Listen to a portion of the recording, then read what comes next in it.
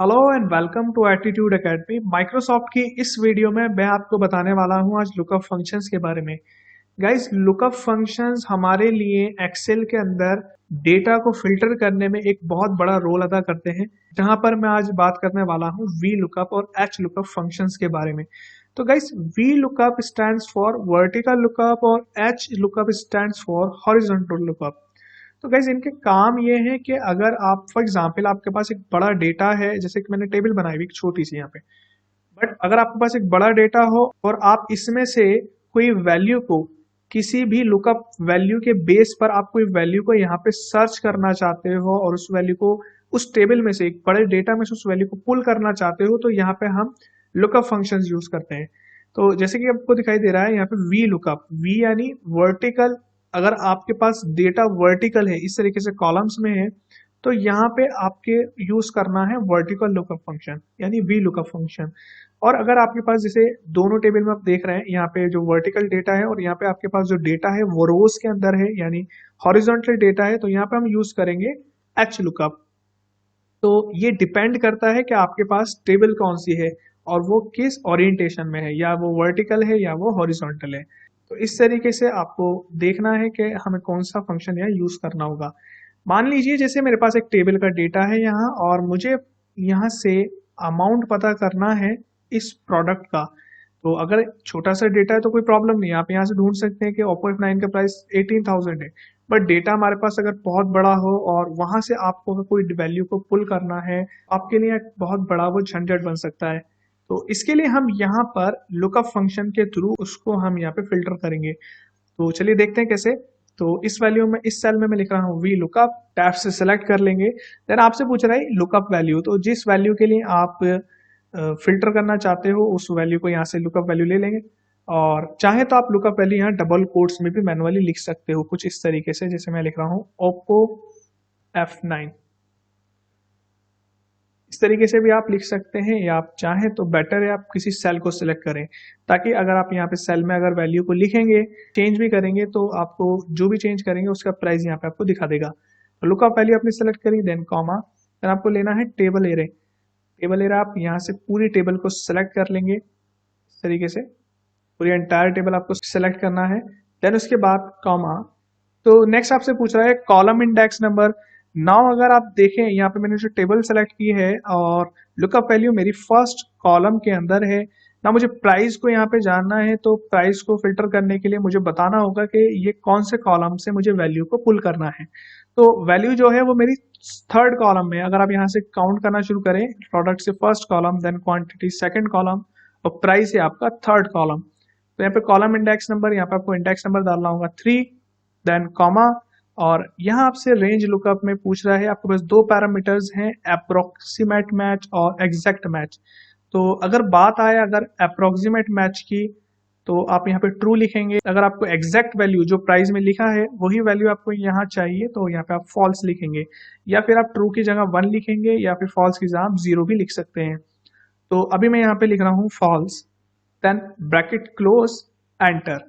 क्योंकि मुझे जो वैल्यू उठानी है वो एग्जैक्ट वैल्यू उठानी है, मुझे अप्रोक्स वैल्यू नहीं उठानी है। ठीक है। तो अब मान लीजिए यहाँ पे जैसे ओप्पो F9 दिखाई दे रहा है, इसका प्राइस यहाँ पे आपको शो हो रहा है। अगर यहाँ से आप चेंज करते हो इस प्रोडक्ट को, मैं चेंज कर देता हूँ Realme 3, Realme 3। देन आप एंटर प्रेस करेंगे तो देखिए आपको रिजल्ट में उसका प्राइस यहाँ पे आपको दिखाई दे रहा है। तो बहुत आसान हो जाता है हमारे लिए यहाँ पे वी लुकअप के इस्तेमाल से। यहाँ पे आपको किसी डेटा को अगर फिल्टर करना है, आपको किसी का भी प्राइस जानना है या क्वांटिटी जाननी है, मान लीजिए अगर आपको क्वांटिटी जाननी है, तो यहाँ पे आप जो थर्ड कॉलम आपने दिया हुआ था, यहाँ से आप जो इंडेक्स नंबर है वो सेकंड कर दीजिए, देन एंटर प्रेस करेंगे तो ये आपको क्वांटिटी दिखाएगा। तो इस तरीके से आप डेटा को यहाँ पे आसानी से सर्च कर सकते हो किसी भी बड़े डेटा के अंदर से। इसी तरीके से नेक्स्ट हमारा है एच लुकअप फंक्शन। जैसे यहाँ पे हमारे पास एक डेटा है और डेटा में से मुझे फिल्टर करना है आईफोन 7 का प्राइस। तो आईफोन 7 का प्राइस करने के लिए आपको एच लुकअप यूज करना होगा, क्योंकि जो हमारे पास जो डेटा है वो आपको दिखाई दे रहा होगा वो रोज के अंदर है। तो यहाँ पे आपसे देखिए जो इंडेक्स नंबर भी पूछेगा वो रो इंडेक्स नंबर पूछ रहा है। ओके। तो जो है यहाँ पे आपको सबसे पहले लुकअप वैल्यू लेना है। लुकअप वैल्यू सेल से सेलेक्ट कीजिए, then comma, then table area आपको सेलेक्ट करना होगा, देन कॉमा, देन आपको पूछ रहा है रो इंडेक्स नंबर। तो रो इंडेक्स नंबर आप यहाँ से काउंट कीजिए। देखिए first row, then second row, then third row. Price आपकी थर्ड रो में है। देन कॉमा और यहाँ पे आपको देना होगा 0 या फिर आप फॉल्स भी लिख सकते हैं एग्जैक्ट मैच के लिए। Then bracket close, enter press करेंगे तो देखिए थोड़ा सा मैं इसको बड़ा कर लेता हूँ इसका फॉन्ट साइज। अब आप देख पा रहे हो कि तो आपको रिजल्ट में जो दिखाई दे रहा है वो 45,000। चलिए देखते हैं क्या यही प्राइस है इसका। देखिए यहाँ पे आईफोन 7 का प्राइस आपको दिखाई दे रहा होगा, यहाँ पे है 45,000। तो बिल्कुल सेम रिजल्ट आपको यहाँ दिखाई देगा। मान लीजिए अगर यहाँ पे आप चेंज करते हो, जैसे मुझे ओप्पो F9 का प्राइस जानना है, तो ओप्पो F9 का प्राइस यहाँ पे आपको निकाल के दे देगा। तो कितना आसान हो जाता है हमारे लिए किसी डेटा में से किसी वैल्यू को फिल्टर करना, और उसको अगर आपको सर्च करना है तो आपको ज़्यादा टाइम नहीं लगेगा और आपका मिनटों का काम यहाँ पे सेकंडों में हो जाएगा। तो इस तरीके से आप कोई भी प्रैक्टिकल अगर कोई प्रॉब्लम आपको आती है और आप उसको उस डेटा में से उसको फिल्टर करना चाहते हो, तो आप इजीली वर्टिकल लुकअप और हॉरिजॉन्टल लुकअप के इस्तेमाल से कर सकते हो। तो डिपेंड ये करता है उसकी टेबल के डेटा के ऊपर कि वर्टिकल में है या फिर हॉरिजॉन्टल में है। तो आपको देखना होगा। इवन इसके लिए मैंने यहाँ पे शीट 2 में एक क्वेश्चन आपके लिए तैयार किया है, जिससे ये एक प्रैक्टिकल क्वेश्चन है। इस पर हम देखते हैं। जैसे यहाँ पे ओल्ड कॉन्टैक्ट डिटेल्स यहाँ पे दी हुई हैं और यहाँ पे आपको न्यू कॉन्टैक्ट डिटेल्स आपके पास दी हुई हैं। तो मुझे फिल्टर करना है कि यहाँ पर जो मेरे पास जो नंबर्स हैं, ओके, और जो मेरे न्यू कॉन्टैक्ट लिस्ट है, जो जो न्यू कॉन्टैक्ट लिस्ट में मेरे पास नंबर है, क्या वो ओल्ड कॉन्टैक्ट लिस्ट में है, अवेलेबल है? अगर अवेलेबल होंगे तो आपको वो सेम नंबर यहाँ पे आपको दिखाएगा। और अगर वो नंबर इस पुरानी लिस्ट में नंबर अवेलेबल नहीं होंगे, तो मैं चाहता हूँ कि मुझे वहां पे यूनिक लिखा दिखाई दे। ठीक है, तो चलिए देखते हैं। वी लुकअप यहाँ पे यूज करेंगे कि डेटा हमारे पास कॉलम्स में है, तो इक्वल वी लुकअप, टैब से सेलेक्ट लुकअप वैल्यू आप यहां से लेने वाले हैं न्यू कॉन्टैक्ट लिस्ट में से, और टेबल एरिया आप लेंगे जिसमें से आप इसको फिल्टर करना चाहते हो। तो फिल्टर आपने यहाँ से करा और आप नीचे तक इसको सेलेक्ट कर लेंगे पूरी टेबल को।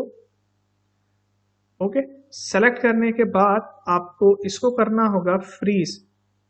फ्रीज कैसे करना है? आपको फ्रीज करना होगा F4 से।